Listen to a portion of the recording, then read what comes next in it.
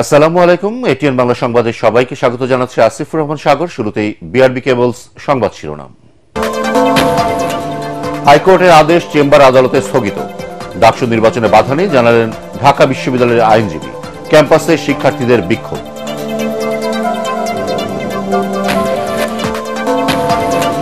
সুষ্ঠু নির্বাচনের মাধ্যমে গণতন্ত্র প্রতিষ্ঠায় এখন বিএনপির বড় চ্যালেঞ্জ। প্রতিষ্ঠা বার্ষিকীতে জিয়ার সমাধিতে শ্রদ্ধা শেষে মির্জা ফখরুল।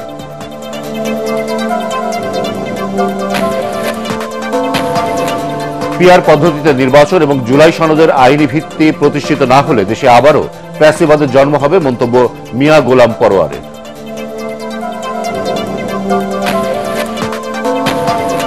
এবং তত্ত্বাবধায়ক সরকার কিংবা জরুরি অবস্থা জারির আলোচনা গুজব জানালেন আইন উপদেষ্টা। ফেব্রুয়ারিতে নির্বাচন দিতে প্রতিশ্রুতিবদ্ধ সরকার। শুনছিলেন বিআরবি কেবলসের সংবাদ শিরোনাম, এবার বিস্তারিত। ডাকসু নির্বাচনে হাইকোর্টের দেওয়া স্থগিতাদেশ স্থগিত করেছে চেম্বার আদালত। ঢাকা বিশ্ববিদ্যালয় কর্তৃপক্ষের করা আবেদনের প্রেক্ষিতে আপিল বিভাগের চেম্বার বিচারপতি ফারাহ মাহবুব এ আদেশ দেন। এর ফলে ডাকসু নির্বাচনে কোনো বাধা নেই বলে জানিয়েছেন আইনজীবীরা। এর ঘণ্টাখানেক আগে রুল জারির পাশাপাশি ডাকসু নির্বাচন ৩০ অক্টোবর পর্যন্ত স্থগিত করেন বিচারপতি হাবিবুল গনি ও বিচারপতি শেখ তাহসিন আলীর দ্বৈত বেঞ্চ। হুমায়ুন চিস্তির রিপোর্ট। ঢাকা বিশ্ববিদ্যালয় কেন্দ্রীয় ছাত্র সংসদ ডাকসু নির্বাচন ঘিরে জমে উঠেছে নির্বাচনী প্রচারণা। উৎসবের আমেজ পুরো ক্যাম্পাস জুড়ে। তফসিল অনুযায়ী ৯ সেপ্টেম্বর ডাকসু ও হল সংসদ নির্বাচনের ভোট গ্রহণের কথা রয়েছে। এরই মধ্যে হাইকোর্ট থেকে এলো নির্বাচন স্থগিতের খবর। মুহূর্তে বিক্ষোভ প্রতিবাদে উত্তপ্ত হয়ে ওঠে ক্যাম্পাস। নিষিদ্ধ সংগঠন ছাত্রলীগের সাথে জড়িত থাকার অভিযোগ এনে ছাত্র শিবির সমর্থিত প্যানেলের জিএস প্রার্থী এস এম ফরহাদের প্রার্থিতা চ্যালেঞ্জ করে গত বৃহস্পতিবার রিট করেন অপরাজয় ৭১ অদম্য ২৪ প্যানেলের মুক্তিযুদ্ধ ও গণতান্ত্রিক আন্দোলন বিষয়ক সম্পাদক ফাহমিদা আলম। রিটকারীর আইনজীবী শুনানিতে বলেন, ছাত্রলীগের সাথে সংশ্লিষ্টতার অভিযোগে ২৮ জনের প্রার্থিতা বাতিল করা হলেও ফরহাদের প্রার্থিতা বাতিল করেনি নির্বাচনী ট্রাইব্যুনাল। যদিও তিনি ঢাকা বিশ্ববিদ্যালয়ের সমাজ কল্যাণ ও গবেষণা ইনস্টিটিউট শাখা ছাত্রলীগের যুগ্ম সাধারণ সম্পাদক ছিলেন। অন্যদিকে রিট বাতিলের পক্ষে যুক্তি তুলে ধরেন ঢাকা বিশ্ববিদ্যালয়ের আইনজীবী। পরে রুল জারির পাশাপাশি ৩০ অক্টোবর পর্যন্ত ডাকসু নির্বাচনের প্রক্রিয়া ও চূড়ান্ত প্রার্থী তালিকা স্থগিত করে হাইকোর্ট। একই সাথে রিটকারীকে নির্বাচনী ট্রাইব্যুনালে আবেদন করতে বলা হয়। আবেদনটি ২১ অক্টোবরের মধ্যে নিষ্পত্তির নির্দেশ দেন উচ্চ আদালত। বিশ্ববিদ্যালয় কর্তৃপক্ষ মনে করছে নির্বাচন প্রক্রিয়াটা যদি স্থগিত থাকে তাহলে ছাত্রদের মধ্যে প্রতিক্রিয়া তৈরি হতে পারে। এই জন্যই আমরা সিদ্ধান্ত নিয়েছি যত দ্রুত সম্ভব ঘন্টা মিনিট হিসাব করে আমরা চেম্বার জজের আদালতে হাইকোর্টের এই আদেশ স্থগিত চেয়ে একটা সিভিল মিসসেলেনিয়াস পিটিশন দায়ের করব। এর ঘণ্টাখানেকের মধ্যেই হাইকোর্টের আদেশ স্থগিত চেয়ে আপিল বিভাগের চেম্বার আদালতে আবেদন করে ঢাকা বিশ্ববিদ্যালয় কর্তৃপক্ষ। প্রাথমিক শুনানি শেষে হাইকোর্টের আদেশ স্থগিত করার পাশাপাশি আপিল বিভাগে আবেদন করার নির্দেশ দেন চেম্বার আদালত। বিষয়টির যে গুরুত্ব এবং ইম্পর্টেন্স বলে আমরা চেম্বার জজের আদালতে হাতে লিখিতভাবে আবেদন করেছি। এই লিখিত আবেদন গ্রহণ করে মাননীয় চেম্বার জজ হাইকোর্ট ডিভিশনের ডাকসু নির্বাচনকে স্থগিত করে যে আদেশ দিয়েছিল, এই আদেশকে সিএমপি ফাইল বা সিভিল মিসসেলেনিয়াস পিটিশন ফাইল এবং শুনানির আগ পর্যন্ত স্থগিত আদেশ দিয়েছেন। মঙ্গলবার আপিল বিভাগের শুনানির মাধ্যমে বিষয়টি নিষ্পত্তি হবে বলে আশা করছেন ঢাকা বিশ্ববিদ্যালয়ের আইনজীবী। হুমায়ুন চিস্তি, এটিএন বাংলা, ঢাকা। এদিকে ডাকসু নির্বাচন স্থগিতের খবরে ঢাকা বিশ্ববিদ্যালয়ে বিক্ষোভ করেন ছাত্রদল, ছাত্র শিবির ও স্বতন্ত্র সহ প্রায় সব প্যানেলের প্রার্থীরা। প্রায় সব পক্ষের বক্তব্যই এক, জানিয়ে দেন পূর্ব নির্ধারিত ৯ সেপ্টেম্বরেই হতে হবে ভোট। যদিও নির্বাচন বানচালে কোনো ষড়যন্ত্র হয় তা সফল হবে না বলেও জানান তারা। পরে হাইকোর্টের রায় চেম্বার আদালতে স্থগিত করা হলেও ক্যাম্পাসে মিছিল করেন সবাই। রিপোর্ট করছেন আদ্দিন সজীব। ঢাকা বিশ্ববিদ্যালয়ের শান্ত পরিবেশটা হঠাৎ করেই উত্তপ্ত। গণমাধ্যমের ব্রেকিং নিউজ, স্থগিত কেন্দ্রীয় ছাত্র সংসদ নির্বাচন। এরপরেই ফেটে পড়ে সবাই। কথা একটাই, ৯ তারিখেই হতে হবে ডাকসু নির্বাচন। ইসলামী ছাত্র শিবির, গণতান্ত্রিক ছাত্র সংসদ, স্বতন্ত্র ও বাম সংগঠনের প্রার্থীরা তাৎক্ষণিক বিক্ষোভ মিছিল শুরু করে ডাকসুর সামনে থেকে। যেন সব পক্ষই তখন এক সারিতে, এক দাবিতে, এক মিছিলে। যারা আমাদের এই আসন্ন ডাকসু নির্বাচনকে বানচাল করার ষড়যন্ত্রে লিপ্ত হয়েছিল তাদেরকে শিক্ষার্থীরা আগামী 9 সেপ্টেম্বর লাল কার্ড দেখাবে। এই ডাকসু নির্বাচনকে কেন্দ্র করে যারা বিভিন্ন হল পর্যায়ে এবং কেন্দ্রে বিভিন্ন জায়গায় নির্বাচনের প্রস্তুতি নিচ্ছিলেন তাদের প্রতি আহ্বান থাকবে, আপনারা কোনো প্রকার বিভ্রান্ত হবেন না। এর মধ্যে হাইকোর্টের রায় স্থগিতের খবর এলেও বিক্ষোভ করে ছাত্রদল। স্লোগানেই জানিয়ে দেয় নির্বাচন হতে হবে 9 তারিখেই। আমাদের প্রচার কার্যক্রম এখান থেকে আবার আমরা রুট টু রুট ফিরে যাব, হল টু হল ফিরে যাব। নির্বাচন হবে, নির্বাচন হবে, নির্বাচন হতে হবে। তবে সকালের চিত্রটা ছিল ভিন্ন রকম এক উৎসবের আমেজ, যেখানে সব প্রার্থীরা পাশাপাশি নির্বাচনী প্রচারণায় ব্যস্ত। শিক্ষার্থীরাও স্বতঃস্ফূর্তভাবে সব পক্ষের আশ্বাস শুনছেন, নিচ্ছেন ভোটের প্রস্তুতিও। আমরা মনে করি যে ডাকসু নির্বাচনকে প্রশ্নবিদ্ধ করার জন্য যদি কোনো একটা সার্টেন গোষ্ঠী কাজ করে এটার জবাব শিক্ষার্থীরা দিবে, আমরা তাদের সাথে থাকবো। বিভিন্ন ক্যান্ডিডেট কিন্তু বিভিন্ন সময়ে নানাভাবে আচরণবিধি লঙ্ঘন করে যাচ্ছে। ভয় সংস্কৃতিকে আবার কোনোভাবে মাথাচাড়া দিয়ে উঠতে দেওয়া যাবে না। পরে বিকেলে নির্বাচনী ইস্তেহার ঘোষণা করে ইসলামী ছাত্র শিবির। এখানে আমরা যে 36টা রিফর্মের কথা বলেছি, সেই রিফর্মগুলো কোন মাসে কোন কাজটা আমরা করব, সেটার এক্সিকিউটিভ প্ল্যানটা আমাদের করা শেষ। শিক্ষার্থীদের বিশ্বাস, মতপার্থক্য থাকলেও জুলাই বিপ্লবের আকাঙ্ক্ষা বাস্তবায়নে সব পক্ষই এক থাকবে। জুলাই গণঅভ্যুত্থানের পরে ঢাকা বিশ্ববিদ্যালয় ক্যাম্পাসে ভয় ডরহীন এক দারুণ পরিবেশ তৈরি হয়েছে। কথার তর্ক থাকলেও পাশাপাশি প্রচার প্রচারণা চালাচ্ছেন প্রায় সব প্যানেলের প্রার্থীরা। এটাকে ইতিবাচকভাবে দেখে সাধারণ শিক্ষার্থীরা বলছেন এমন পরিবেশ যেন বজায় থাকে শেষ দিন পর্যন্ত। আদিন সজীব, এটিএন বাংলা, ঢাকা বিশ্ববিদ্যালয়। ডাকসু নির্বাচন ঘিরে বিশ্ববিদ্যালয় কর্তৃপক্ষকে জড়িয়ে অবান্তর কথা বলে বিতর্ক উৎসে না দিয়ে প্রার্থীদের ঐক্য ধরে রাখার আহ্বান জানিয়েছেন ঢাকা বিশ্ববিদ্যালয়ের উপাচার্য ডক্টর নিয়াজ আহমেদ।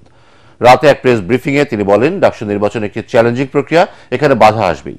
অংশীজনদের সাথে বিস্তারিত কথা বলেই মাঠে নেমেছে বিশ্ববিদ্যালয়ের প্রশাসন। ভোট স্থগিতের রায় স্থগিত হয়েছে, ফলে ভোট নির্দিষ্ট সময়ে হবে। ডাকসুর এই পদযাত্রা আমাদের এই মুহূর্তে ঐক্য ধরে রাখা একান্ত দরকার। অবান্তর কথাবার্তা বলা যাবে না। পারস্পরিক কাদা ছোড়াছুড়ি বন্ধ করে মূল জায়গায় ফোকাস রাখতে হবে। আমাদের যারা প্রার্থী আছেন, আমাদের যারা ভোটার আছে, ধৈর্যের সাথে সহনশীলতার সাথে মাথা ঠান্ডা রেখে যাবতীয় বিভিন্ন রকম বাধা বিপত্তি ষড়যন্ত্র মোকাবেলা করে আমাদের এগোতে হবে। ফেব্রুয়ারিতে সুষ্ঠু নির্বাচনের মাধ্যমে দেশের গণতন্ত্র প্রতিষ্ঠা এখন বড় চ্যালেঞ্জ বলে জানিয়েছেন বিএনপি মহাসচিব মির্জা ফখরুল ইসলাম আলমগীর। দলের 47তম প্রতিষ্ঠা বার্ষিকী উপলক্ষে নেতাকর্মীদের নিয়ে শহীদ রাষ্ট্রপতি জিয়াউর রহমানের সমাধিতে শ্রদ্ধা জানানোর পর তিনি একথা বলেন। মির্জা ফখরুল বলেন, বিএনপিকে বারবার ধ্বংস করার চেষ্টা হলেও ফিনিক্স পাখির মতো জেগে উঠেছে দল। কামরুজ্জামান রাজীবের রিপোর্ট।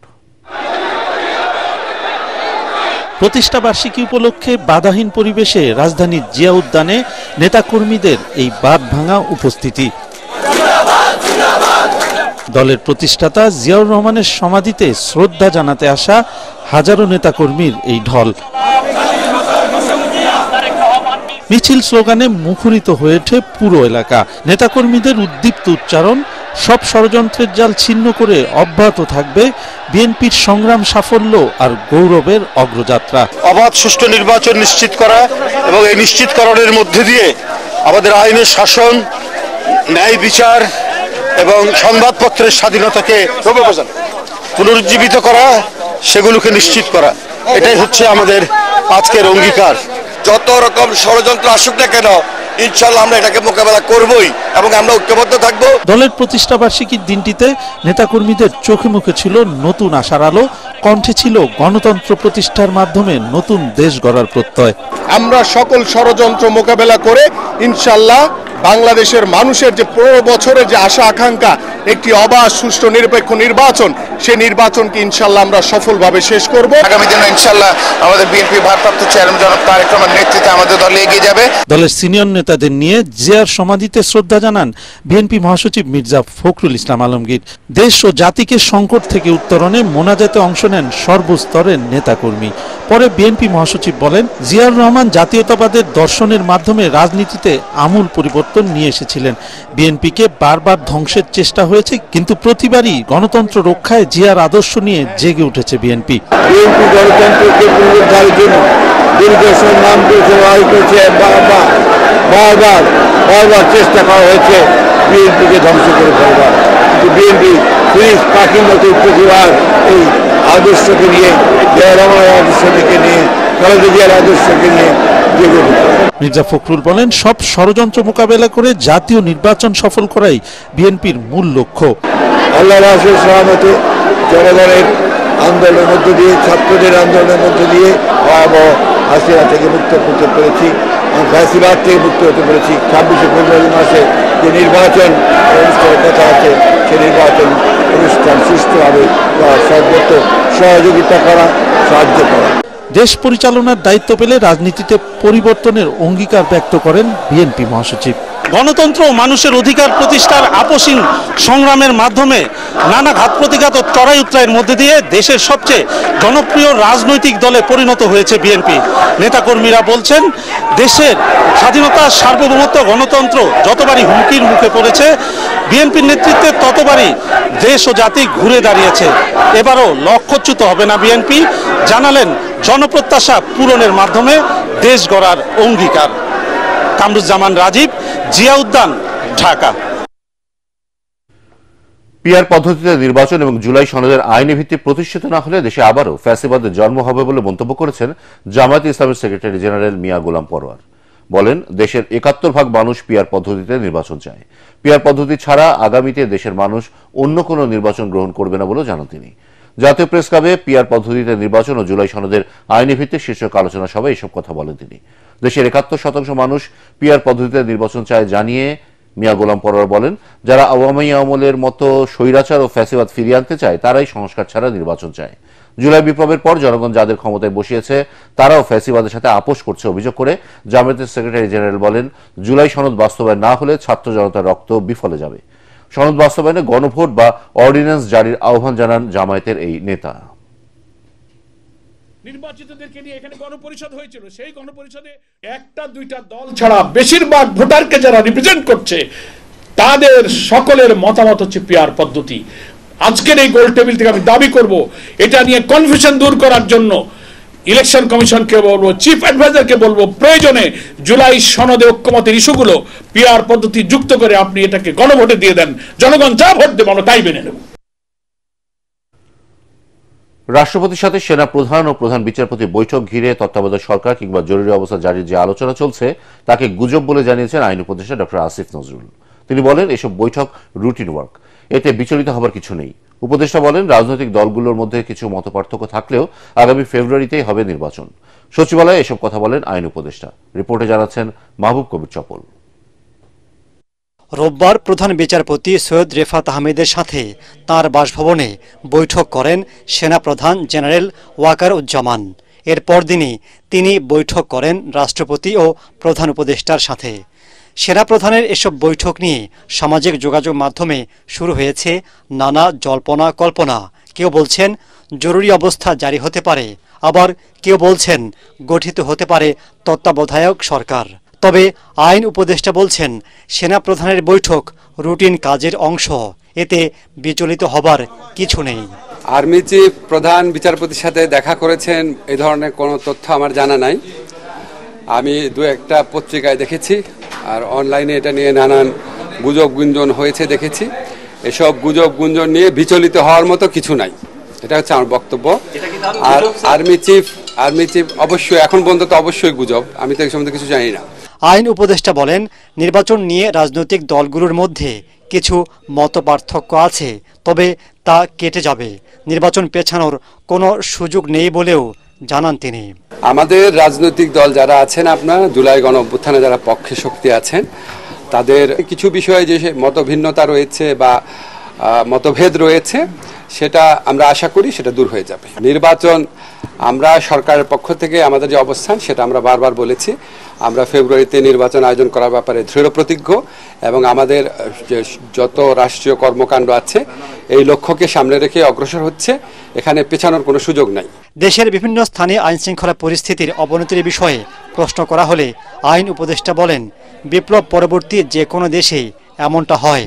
বিপ্লব পরবর্তী পরিস্থিতিতে সমাজে বিভিন্ন রকমের অস্থিরতা থাকে এবং এই সমস্ত অস্থিরতার প্রেক্ষিতে আইনশৃঙ্খলা পরিস্থিতি মাঝে মাঝে যে আপনার অবনতি ঘটে, সেটা আপনার যতই দুঃখজনক হোক, হতাশাজনক হোক, এটা খুব অস্বাভাবিক বলে মনে করি না। নিরাপত্তা পরিস্থিতির উন্নতিতে সরকার তৎপরতা চালিয়ে যাচ্ছে বলেও জানান তিনি।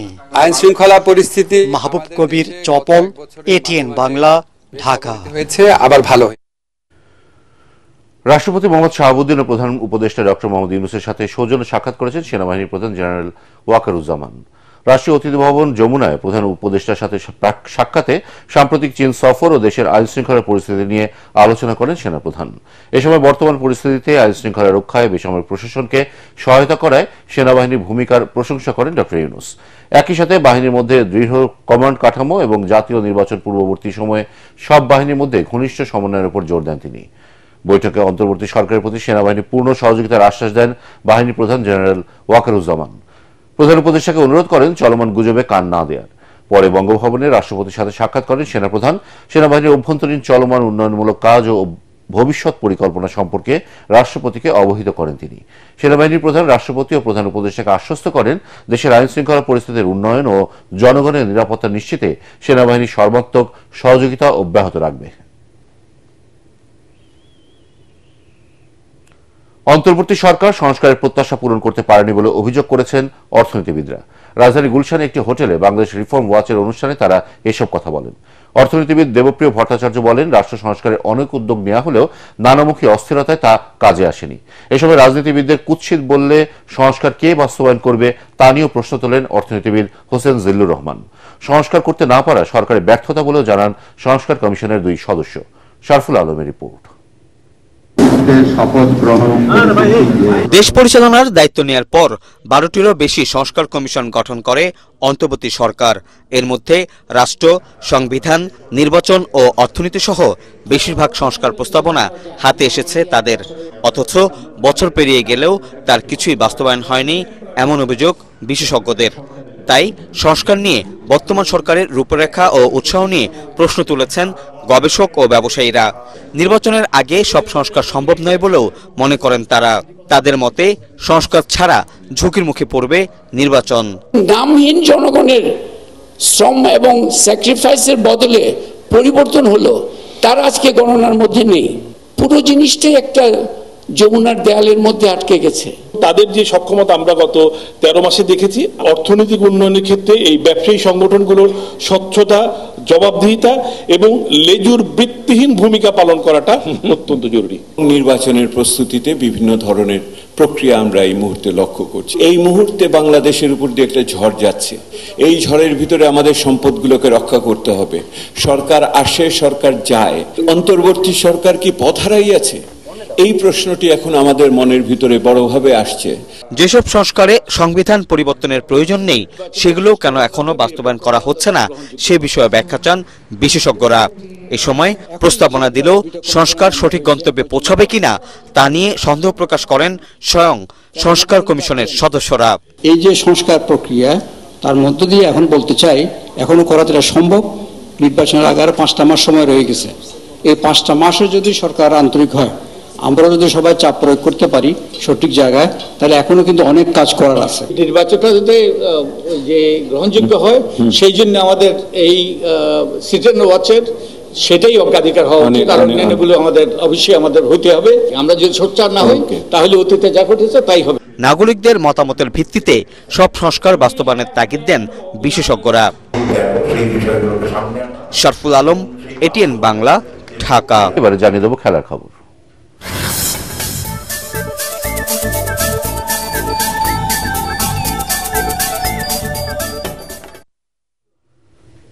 তিন ম্যাচ সিরিজের দ্বিতীয় টি-20তে নেদারল্যান্ডসকে 9 উইকেটে হারিয়ে দাপুটে এক জয় তুলে নিয়েছে বাংলাদেশ। এতে 3 ম্যাচের সিরিজে 2-0 ব্যবধানে এগিয়ে গেল টাইগাররা। তাতে 1 ম্যাচ হাতে রেখে নিশ্চিত করল লাল সবুজের দল। ডাউজের দিয়া 104 রানের টার্গেট 1 উইকেট হারিয়ে 41 বল হাতে রেখে ছুঁয়ে ফেলে বাংলাদেশ। পরাগ আরমানের রিপোর্ট। সিরিজ জয়ের টার্গেট মাত্র 104 রান। এত কম রানের টার্গেটে বাংলাদেশ কখনো হারেনি, এবারও হারল না। 1 ম্যাচ হাতে রেখে নেদারল্যান্ডসের বিপক্ষে সিরিজ জিতল টাইগাররা। তাতে এশিয়া কাপ খেলার আগে নিজেদের আত্মবিশ্বাস বাড়িয়ে নিচ্ছে লিটন দাসের দল। বাংলাদেশের শুরুটা ছিল সাবধানী। পারভেজ হোসেন ইমন এবং তানজিদ হাসান তামিম যেন পড়তে চাইছিলেন উইকেটের ভাষা। প্রথম ওভারে 1 রান নিলেও পরের ওভারে 13 রান তুলে পুষিয়ে দেওয়ার চেষ্টা তাদের। দলের 40 রানে সাজঘরে ফেরেন 21 বলে 23 রান করা ইমন। স্বাগতিকদের জয়ের আনুষ্ঠানিকতা শেষ করেন লিটন দাস ও তানজিদ হাসান দলের স্কোরে 64 রান যোগ করে। 40 বলে 2-6 আর 4 বাউন্ডারিতে 54 রানে অপরাজিত থাকেন তানজিদ, আর লিটন অপরাজিত থাকেন 18 রানে।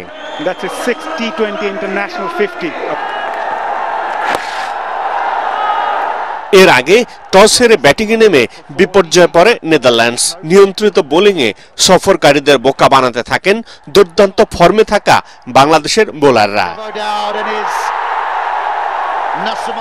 একাদশে সুযোগ পেয়ে নিজের প্রথম ওভারের দ্বিতীয় বলে ম্যাক্স ওডাউড এবং তৃতীয় বলে তেজা নিদামানুরুকে সাজঘরে ফেরত পাঠান নাসুম আহমেদ।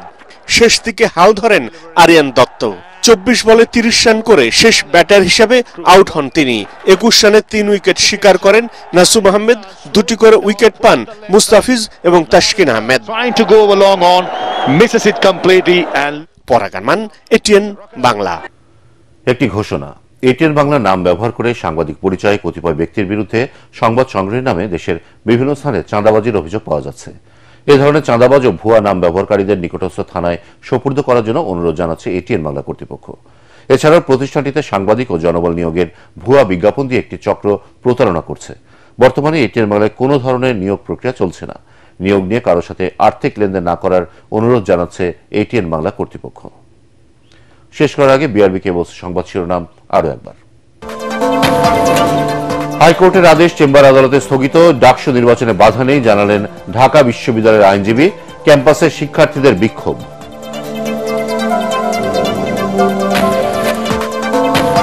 সুষ্ঠু নির্বাচনের মাধ্যমে গণতন্ত্রের প্রতিষ্ঠা এখন বিএনপির বড় চ্যালেঞ্জ। প্রতিষ্ঠা বার্ষিকীতে জিয়ার সমাধিতে শ্রদ্ধা শেষে মির্জা ফখরুল।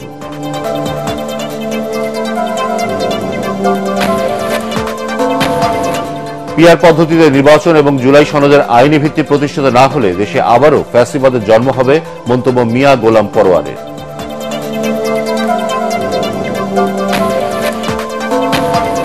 এবং তত্ত্বাবধায়ক সরকার কিংবা জরুরি অবস্থা জারির আলোচনা গুজব জানালেন আইন উপদেষ্টা। ফেব্রুয়ারিতে নির্বাচন দিতে প্রতিশ্রুতিবদ্ধ সরকার।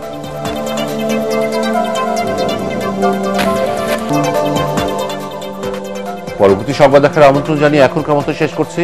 এটিএন বাংলা সংবাদ ইউটিউবে দেখে ব্রাউজ করুন, youtube/ATN Bangla News।